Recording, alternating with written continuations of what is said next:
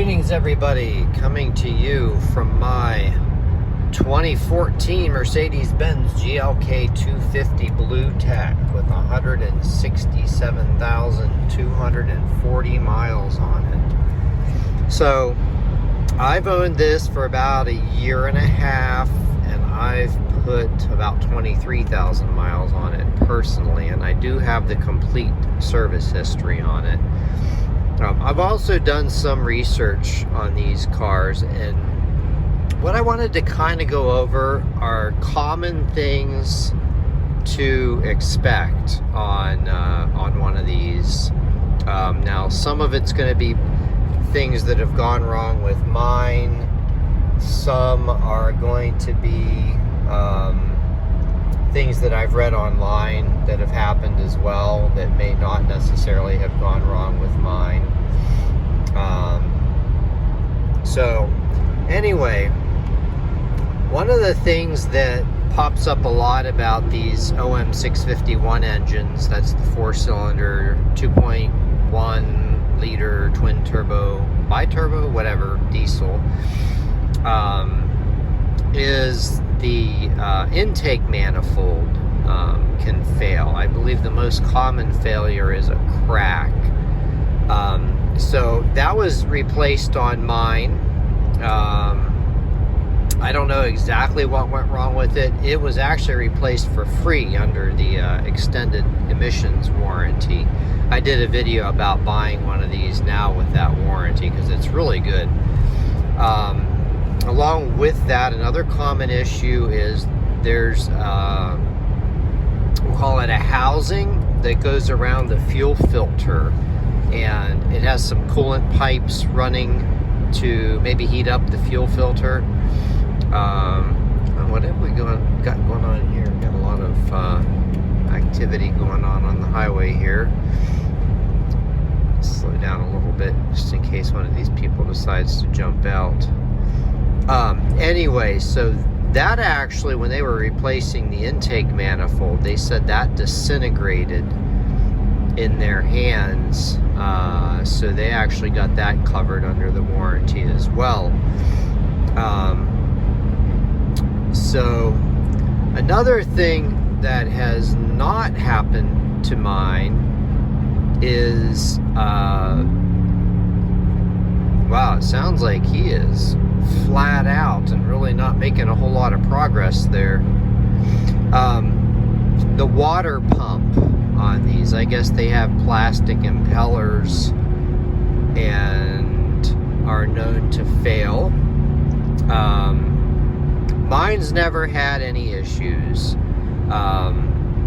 In fact, mine was losing coolant slightly for a while, and I actually think it might have been that fuel filter housing, because I haven't lost any since they replaced that. But that's another common thing. I've heard all kinds of various mileages for those to fail. I actually do have a spare in case I need to replace it, but so far so good. I'm not going to just replace it as a preventative.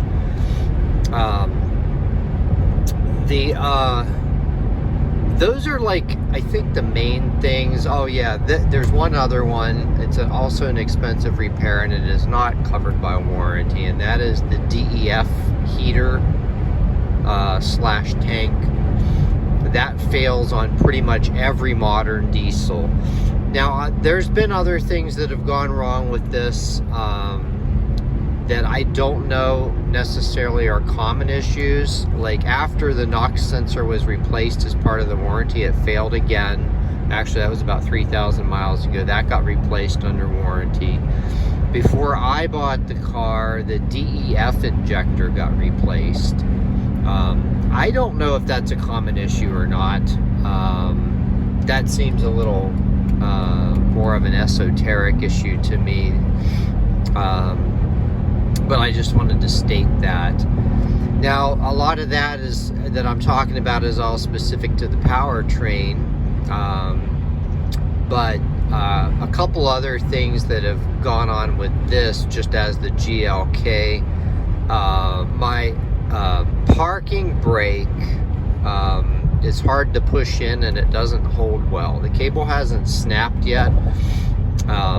but there's definitely some issues with that. I did have to replace the driver's door lock actuator, and the hood cable snapped. So none of those are huge deals. There's another thing that if you live in a northern climate that will fail eventually on all of these. I've heard as early as 10 years. It could go longer than that. Mine is still on the original, but there's a 20-year unlimited mile warranty on the rear subframe. The dealer will only replace it if there's a hole in it.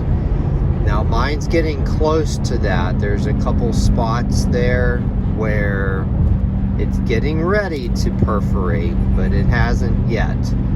So I'm gonna probably check that every spring. And this car is gonna fully be used in the winter time, so it will get the full gamut of snow and everything. And so I'm not really taking excessive care of that. Whoa, we're just gonna kind of back off here because that is not good. This car is on its original windshield, I think, or maybe it was replaced once, but it's still full of stone chips, just from a lot of highway driving. Fortunately, nothing chipped right there that I can tell. I think right that one there is a bug, so that was kind of exciting. Yeah, now he has slowed down. So like even with me slowing down, I'd like to get ahead of him, but anyway, I digress. So let's see what else. Other than that, this thing has been really reliable. I think it went like, I want to say 90,000 miles or so before anything really needed to be done. The 7G-tronic Plus transmission in these, I think, is pretty bulletproof. It shifts like brand new. That being said, it has had regular transmission oil and filter changes. I did one, and then the prior owner did one. So I'm good for another 50,000-60,000 miles on that. The coolant's been changed twice. Once by me personally, and then also as a part of the intake manifold job. They changed it. I think they had to drain it for that, or maybe it was replacing the housing or whatever. So yeah, that all is pretty good. The only other thing, and I think this may be common to a lot of 4MATIC models, and I've mentioned this in some of my other videos, is the driver's side CV axle attaches to an intermediate shaft, and then there's a bearing there, support bearing that fits through the oil pan. Now mine has been loose ever since I've gotten the car, and by loose I mean between the outer part of the bearing and the oil pan that it fits into. I'm not sure what caused that.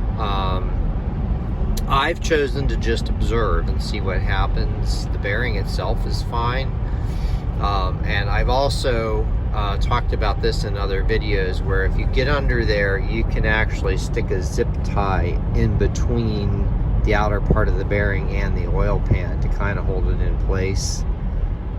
I'm surprised these cars aren't flying past me. There's somebody behind me that keeps getting closer, but we're coming down on a speed limit change. Oh, there they go.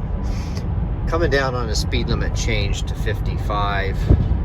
So I may just stay behind this truck, although he's going a little slower than that, but that's okay.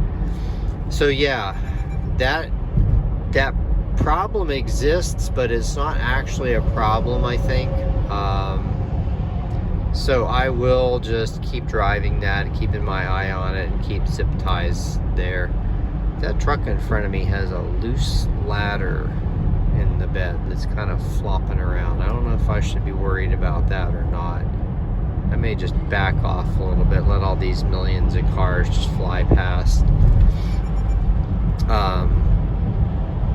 Anyway, I am trying to think if I have covered everything that I know that has gone wrong with this car, and I believe that's it. Yeah, so for a Mercedes diesel to go, a modern diesel with all that crazy emissions equipment, to go 167,000 miles with what I consider to be relatively few problems, I think it's really good. The car has never left me stranded. Anytime the check engine light has come on, it's not been an issue that has prevented me from driving or given me the countdown to death. The only thing that ever gave me the countdown to death was I got the low DEF warning, which was legitimate, and I just wanted to see how far I could push it, and I actually pushed it well into the countdown, and once I filled it back up, it reset and was just fine. I think I've had to refill it twice in the 23,000 miles that I have driven it. So yeah, I think that's it. That's all I can think of. All the electronics have been working the whole time. The air conditioner has been fine. The heater has been fine. The sunroof, I do keep the sunroof lubricated. This particular one has the pano roof. It can be a little noisy, like squeaky. I do use the Mercedes-Benz sunroof paste on it. But anyway, that's that. Have a great day, everyone. One thing I wanted to add to the video, something I forgot. When I was under the car checking out the rear subframe, I noticed that the body of the car, so up above the rear subframe, what makes up the floor of the car in the back, had several rust blisters. I actually treated it with Extend Rust Converter. It basically converts the rust into, I believe, iron oxide. I'm going to probably do that every spring. Clean it under there and then just hit that with a paintbrush. But I think left unchecked, that would just eat holes through the floor over time. It was actually really surprising. I did a video about it. Funny enough, it was one of my least liked videos, or I should say my most disliked videos.